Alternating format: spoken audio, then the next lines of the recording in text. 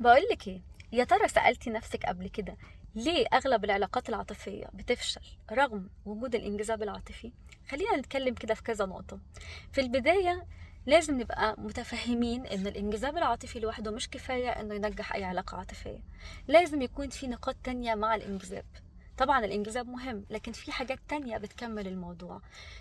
من أهمها إنه لازم يكون في توافق فكري ما بيني وما بين الطرف التاني. بمعنى إنه أنا وهو تقريبا من نفس المكان أو البيئة الفكرية والاجتماعية، علشان نقدر نتواصل مع بعض ونقدر نتفهم بعض، وأي مواضيع هنقدر نطرحها هنقدر نستوعبها ونتكلم فيها.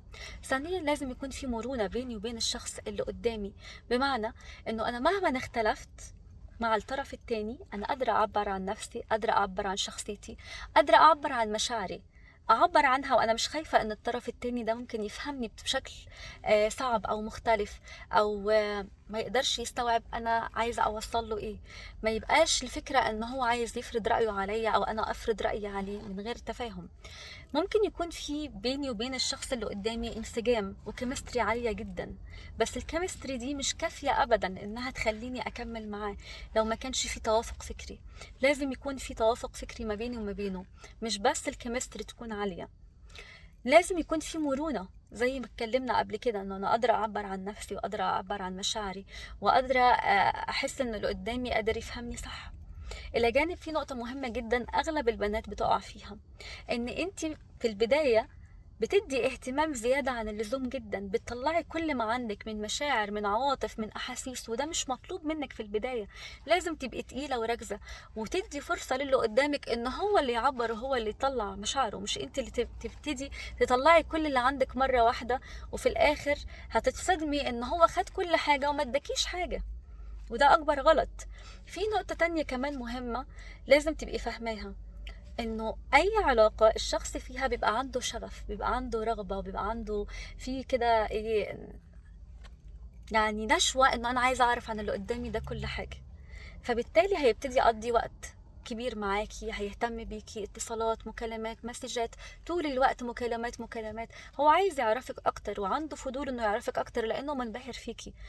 الذكاء ان انتي ما تضيعيش الانبهار ده وما تطلعيش كل اللي عندك مرة واحدة. ما ينفعش كل حاجة تقوليها وتعرفيها له من اول قعدة او من تاني قعدة. انتي كده قصرتي عمر العلاقة، لان انتي خليتيه يعرف عنك كل حاجة في قعدة. ايه اللي هيعرفه عنك تاني؟ انتي خليتي الفضول اللي كان جواه خلاص خلص. عرف وقت نومك، وقت صحيانك، اكلك، شربك، بتروحي فين، بتيجي منين. كل الحاجات دي انتي كشفتيها مرة واحدة. خلي دايما يبقى فيه استمتاع ورغبة ان هو يعرفك اكتر واكتر، يبقى مستمتع بالقعدة معاكي، يبقى هو اللي عايز يعرف عنك اكتر.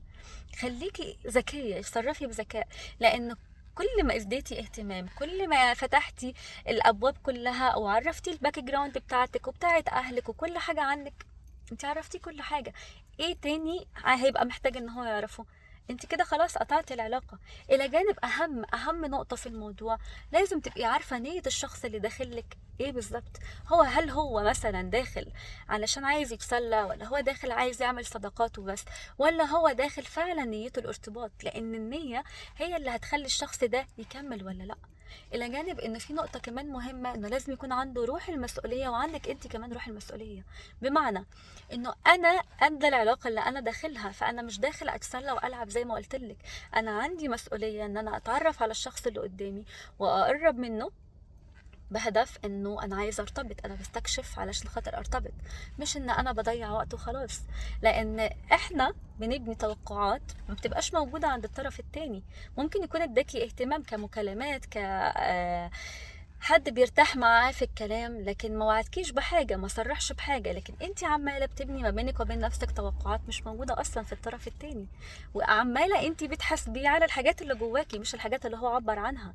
فكل النقاط دي لو مش موجوده قادره انها تفشل اي علاقه. يا رب تكون يعني الفكرة وضحت ووصلت لكم الموضوع في وقت قليل وقصير. طبعا الموضوع محتاج وقت أطول من كده بكتير. إذا الموضوع عجبكم بليز شير وسبسكرايب ولايك على القناة. ميرسي جدا.